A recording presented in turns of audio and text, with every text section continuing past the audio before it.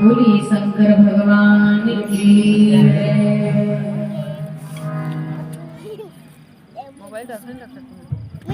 महाराज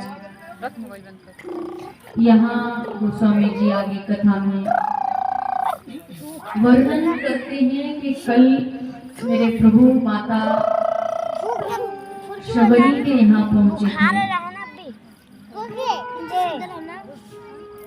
तो माता शबरी ने यहाँ भगवान का खूब दर्शन किया है बीमार पड़े और उसके पश्चात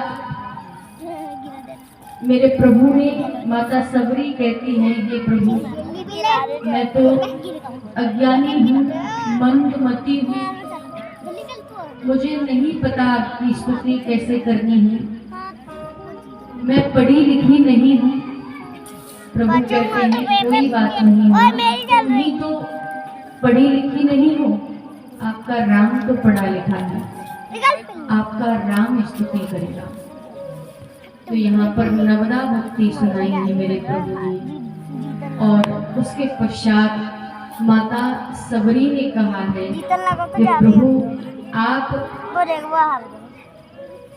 सीता जी की खोज के लिए पंपा सरोवर जाइए, वहाँ सुग्रीव जी मिलेंगे और आगे का व्यवहार पूर्ण सुग्रीव जी करेंगे। इतना माता ने बताया है और कहा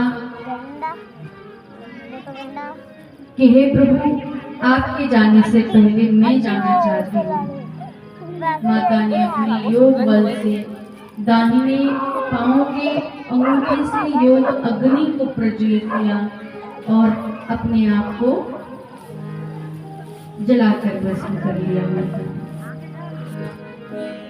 तो इस प्रकार माता शबरी की ऐसी भक्ति हुई प्रभु के श्री चरणों में। 10,000 वर्ष तक प्रतीक्षा की है माता शबरी ने।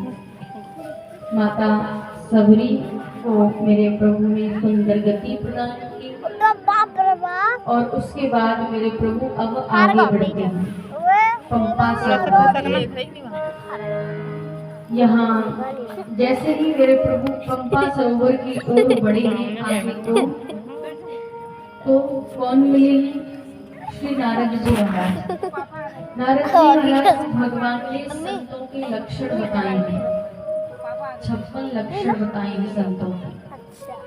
अभी नहीं करा। नारद जी महाराज बड़े प्रसन्न हुए क्योंकि आज भगवान ने स्वयं अपने भक्तों के अपने मुख से लक्षण बताए। बहुत प्रसन्न हुए और नारद जी महाराज वहाँ से ब्रह्मधाम पधारे और भगवान पंपा सरोवर की ओर पंपा सरोवर की ओर गए। सुग्रीव जी नहीं मिले, ऋषि पर्वत गए तो पर्वत के नीचे मेरे प्रभु बैठे थे।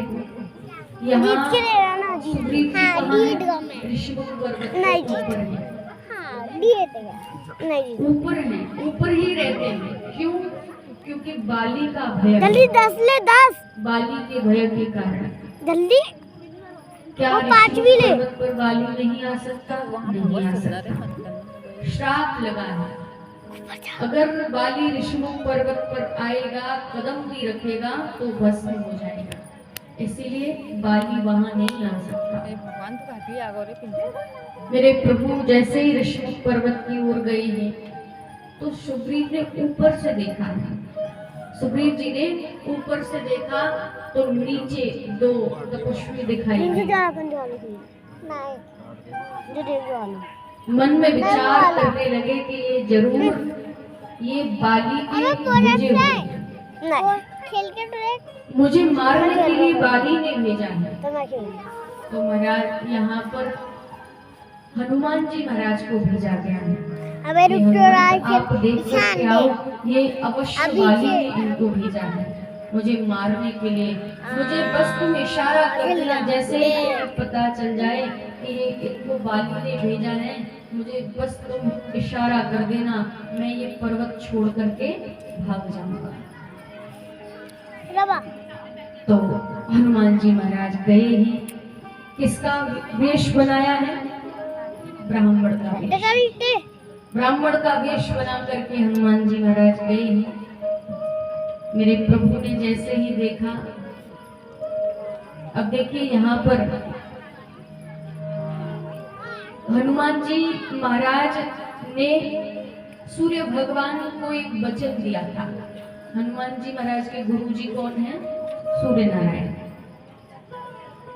जब शिक्षा प्राप्त करने के बाद, दीक्षा प्राप्त करने के बाद दक्षिणा की बात आई, हनुमान जी ने कहा ये मैं आपको क्या दक्षिणा दूं? तो कहा कि बस मेरी इतनी सी दक्षिणा है कि तुम सुग्रीव को भगवान से मिला देना, सुग्रीव को भगवान से मिला देना, बस ये मेरी दक्षिणा है। और जब तक भगवान न मिल जाए तब तक तुम सुग्रीव के साथ रहना। तो आज हनुमान जी महाराज अपना ये व्यवहार पूरा करने के लिए ब्राह्मण का वेश बना करके नीचे गए। अब जैसे ही नीचे आए हैं तो प्रभु ने देखा कि आज जब भक्त ही अपने रूप को छुपा करके बैठा है तो मैं क्यों अपने रूप को प्रदर्शित करूं? जब भक्त ही मुझसे छुप रहा है तो मैं क्यों बताऊं? पहुंचे हैं हनुमान जी महाराज, पूछते हैं कि आप कौन हैं? आप वन में क्यों घूम रहे हैं? ये भूमि बड़ी कठिन है, आपके चरण कोमल हैं, कौन हैं आप? कठिन भूमि कोमल पदगामी,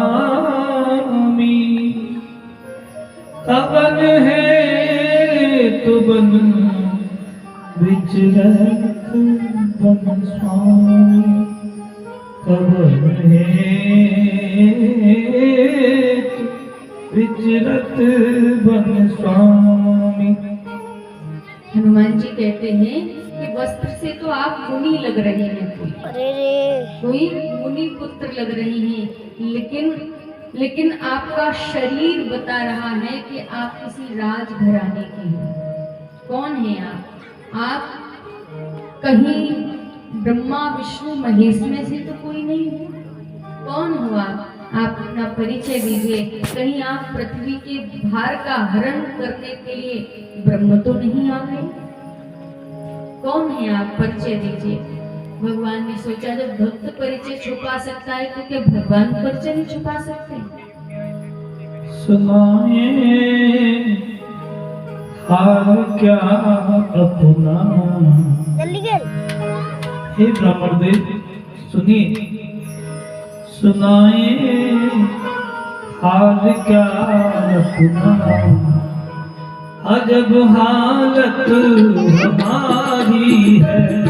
सुनाए हाल क्या अपना, अजब हालत हमारी है। अलम है, अलम है, रंज है, गम है, बहुत ही बेकरारी है।